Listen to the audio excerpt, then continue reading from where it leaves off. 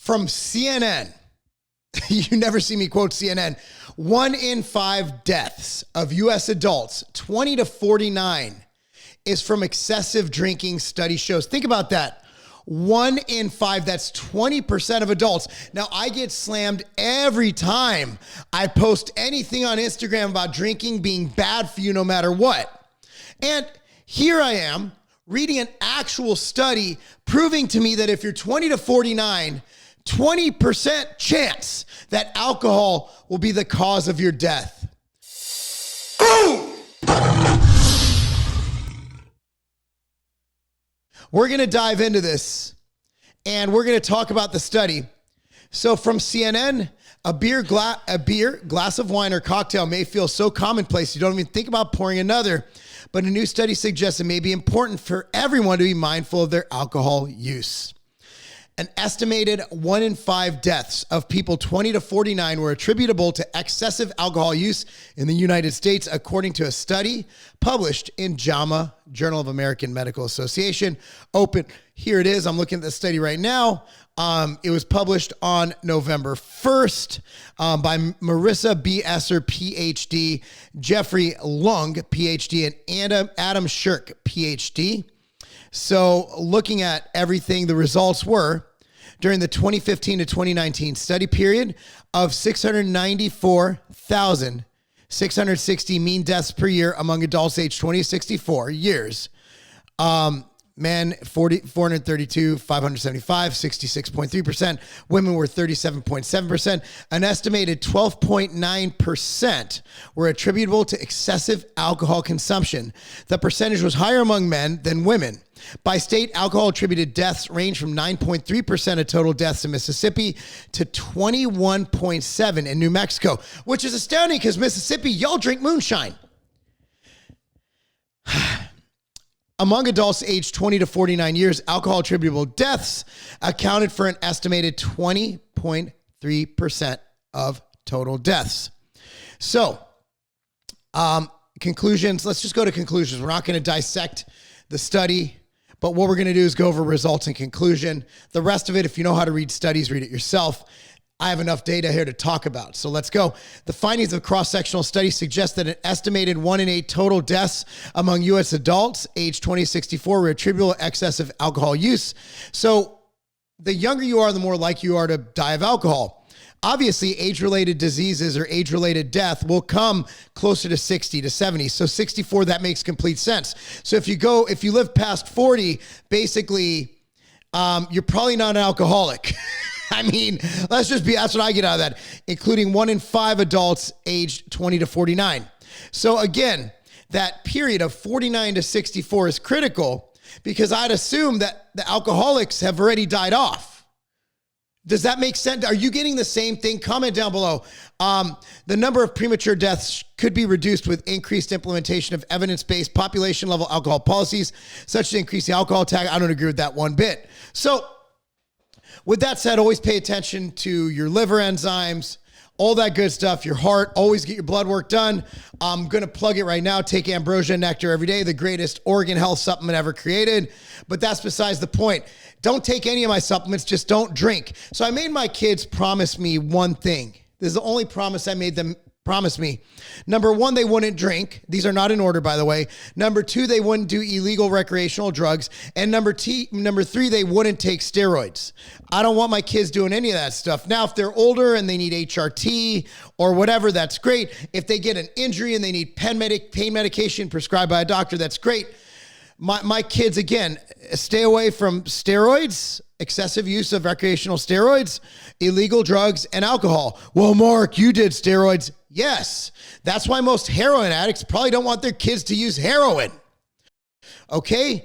I know I took years off. You gotta think about that. Like, the best perspective, like scared straight programs, you send these kids to prison and the prisoners tell them not to do what they did to get into prison.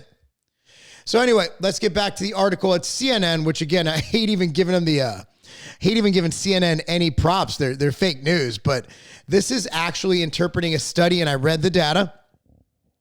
So it varies by state. Again, I had no idea that Mississippi would be the lowest, right? Mississippi. But God bless you, Mississippi. You can't figure out drinking water, but hey, you can figure out not to drink too much. Or maybe they just don't die because they drink so much moonshine, their body's built up a tolerance. I'm just playing. This is not anti-Mississippi rhetoric. I love Mississippi. Love Mississippi. A lot of my old athletes went to Ole Miss, okay? Ole Miss. Okay, so how to know when it's too much. Now, let's see what CNN and the researchers have to say about this, because they actually interviewed Esser, one of the researchers. For health and safety, Jernigan said the goal for state and local government should be encouraging almost everyone to drink less. Agreed. I don't think taxation is ever the answer. Anti-taxation, more of a libertarian thinking person. And it comes down to personal responsibility and education. Punishing someone via taxes isn't going to work. Just look at the marijuana tax. People are still smoking a hell lot of weed, but they're taxing the hell out of it. I think that for like a nickel sack is like $100. It's crazy. States and communities can prevent these by increasing the price, whatever. That can be on an individual level. Esther's, this is what I want to look at. None of this communism bullshit, right? On an individual level, Esther suggests that people could try to stop or limit alcohol consumption. Another thing is, you know what increased the black market the most for marijuana use? Legalizing marijuana, because they made marijuana legally so expensive that, and now possession is legal, that the black market is blowing the fuck up. The black market is blowing up because they're undercutting the price of prescribed marijuana. And let's be real, like it's a plant, right? So what's going to happen if they make alcohol unaffordable is you're going to have bootlegging. You're going to have prohibition all over again. Prohibition doesn't need to be banning alcohol. You make it unaffordable and people are going to go to the black market. So again, stupid people, stupid ideas, and scientists, you know, they're scientists. Like they work on science stuff. They don't know implications of raising taxes. Like they're not historians, right? Neither am I. But again, I disagree fundamentally. If you disagree with me, comment down below. Just be respectful, please. So the CDC defines moderate drinking. And again, the CDC is a piece of shit organization, but let's go ahead and let's listen to them here, because when they're not completely sold out to big pharma, they actually have some good points. As 2 drinks or less in a day for men and 1 drink or less for women. Now, my question is, how big is this fucking drink? Have you ever been to Vegas? Like they got those drinks that are like in a fucking decanter. It's like this big, and the person's walking around like a douchebag holding this thing with the big straw. And I mean, that's enough to kill a small individual. So like, what is 1 drink a day? Is it 8 ounces? I think we need to define that, because I can make a really big fucking drink. Also, 1 drink being moonshine and 1 drink being, what is that shit? That White Claw shit? Completely different, right? 2/3 of adults report drinking more than moderate amounts at least once a month, with 1/4 of those doing so at least weekly. I don't drink at all, for the record, and I am not against recreational drinking, social drinking. I just don't drink because addiction runs in my family, and if I'm going to be addicted to anything, it's going to be physical activity. That's just me. CDC also estimates that 1 in 6 adults binge drink, defined as consuming 4 or more drinks on an occasion for a woman or 5 or more for a man. But again, like our Supreme Court justice said, what is a woman anyway? So if I identify as a woman, do I get to drink less? If I identify as a man, do I get to drink more? I think this, honestly, CNN, this article needs to do a better job of being more inclusive. For example, even stating that men and women have differences offends me.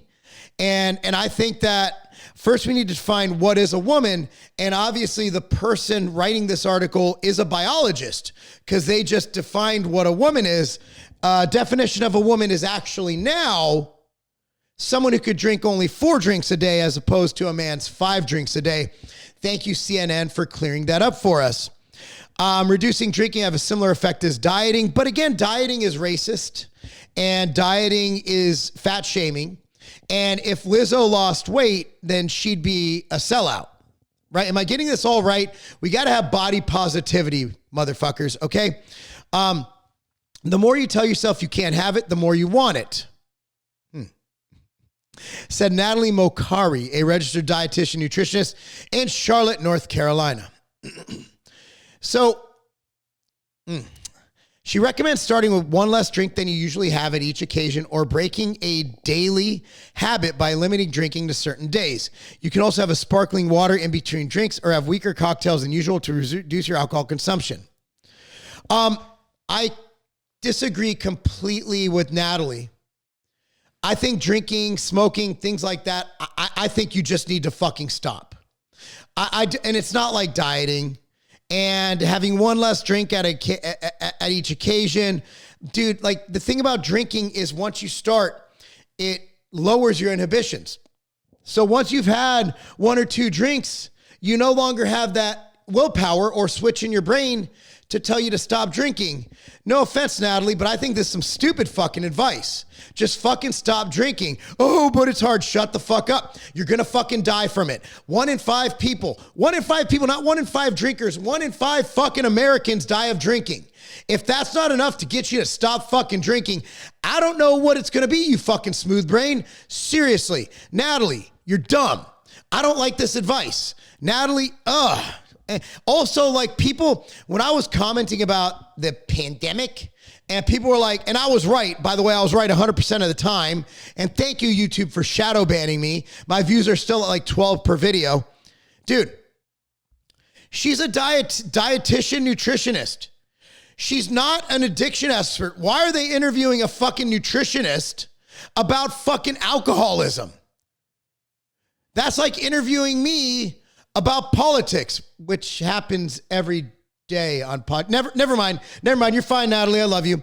And if you're overcoming a social pressure to drink, remember that people may make you feel bad because they are uncomfortable with their own relationship with drinking, said Annie Grace, author of The Naked Mind Control.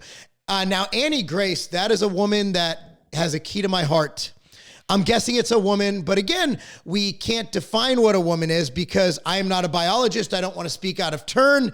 So I'm assuming Annie would be a woman, but that could be dead. That could be dead naming or misgendering. So again, YouTube, don't get mad at me for this. Dude, I agree. So my wife and I don't drink.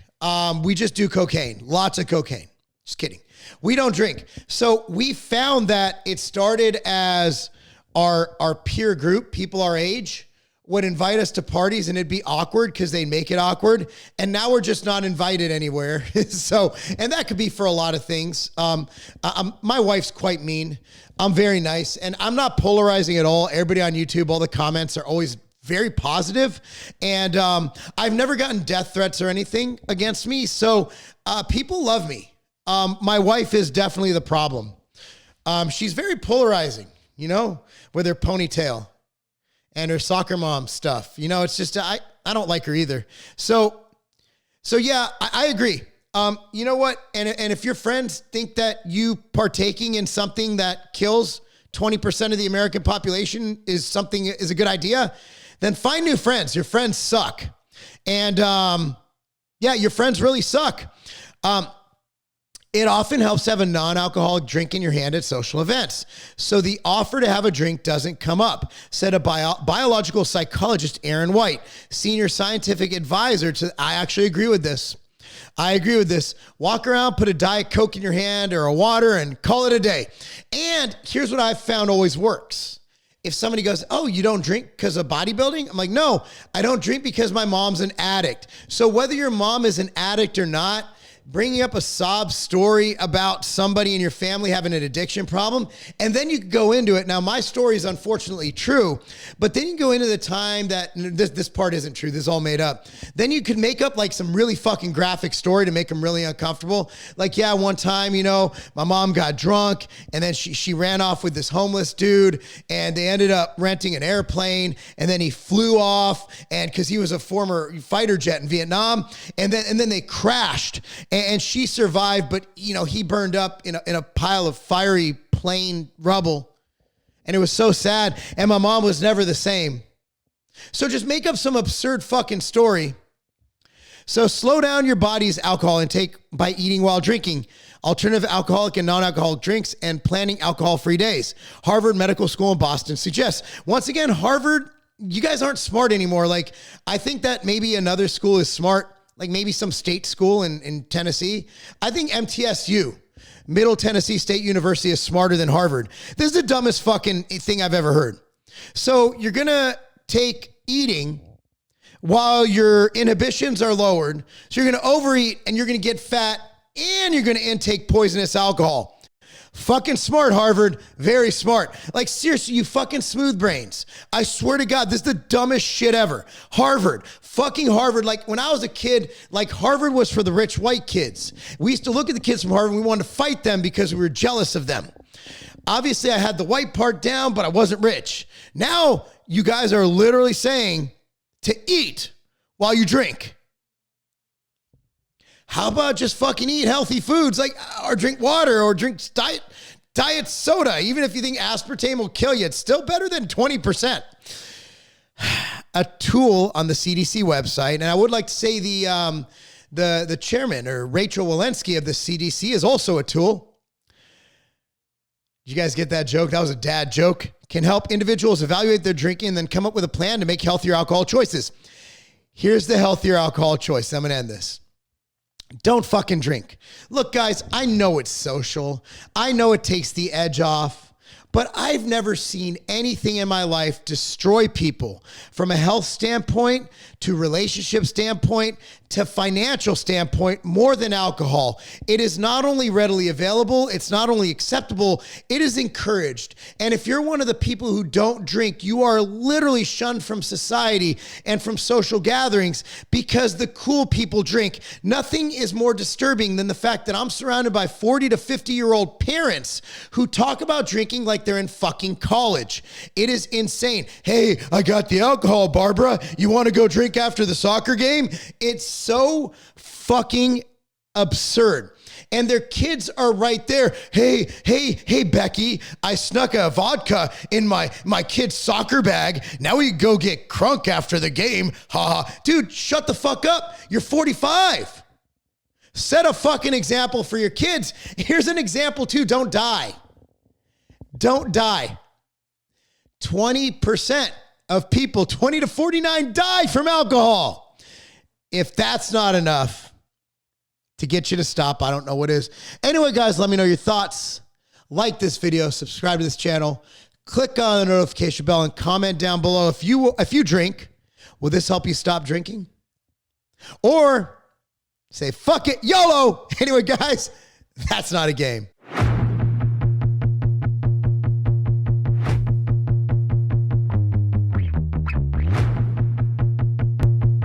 Training intensity is everything. If you want to build muscle, if you want to get better, if you want to go hard, you need to train intense. A lot of pre-workouts, they get you intense. But then what happens? You crash. A lot of pre-workouts, they give you the pump, but then what happens? It wears off. A lot of pre-workouts, they'll give you all that stuff, but it doesn't add to your endurance. I want to be able to lift heavy. I want to be able to feel the pump. I want veins bulging from every single part of my body. I want to lift heavier weights every single time. I want to run farther. I want to run faster. I want to push harder, and I want to get bigger, stronger, and faster. And that's why I created Clash 3D. This pre-workout is next level, featuring 3D pump, Vasodrive AP, and a lot of other epic ingredients. Guys, this is the pre-workout that you need to take your workouts and your performance and your physique to the next level.